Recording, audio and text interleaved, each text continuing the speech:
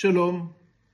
Parler de ma relation avec Manitou, le Rav Yehuda Léon Ashkenazi, c'est parler en fait d'une relation complexe à plusieurs niveaux. Je dirais comme cela. Tout d'abord, il y avait le fait, évidemment, que nous étions tous deux des anciens commissaires généraux des éclaireurs israélites de France.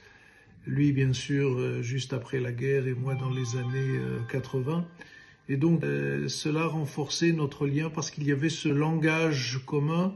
Et très souvent, dans nos discussions personnelles, il me demandait comment allait le mouvement aujourd'hui. Et je lui parlais du mouvement à une certaine époque et surtout en Algérie, puisque c'était le deuxième point qui nous rassemblait.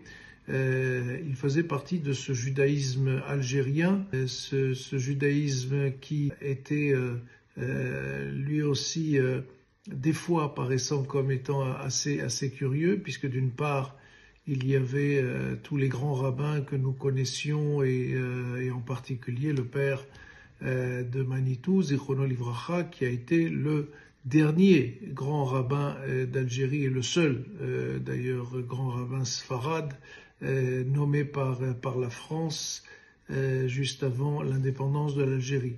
Et donc ce lien-là, Algérie, plus les Zéhi en Algérie, plus cette manière de réfléchir qui me convenait tout à fait, qui était à la fois d'allier ou d'associer la pensée philosophique et la pensée juive française à travers la redécouverte du texte fondamental qui est évidemment le Chumash, le Tanakh, la Bible.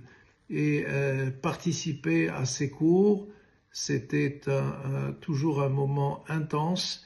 Et c'est là aussi que j'ai bien compris que derrière l'humour que certains retiennent, il y avait souvent une très très grande profondeur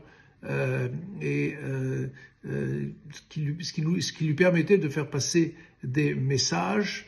Parfois il pouvait avoir la dent extrêmement dure, mais parfois il avait ce sourire, ce jeu de mots qui touchait son but et qui était beaucoup plus efficace que de très très longs discours.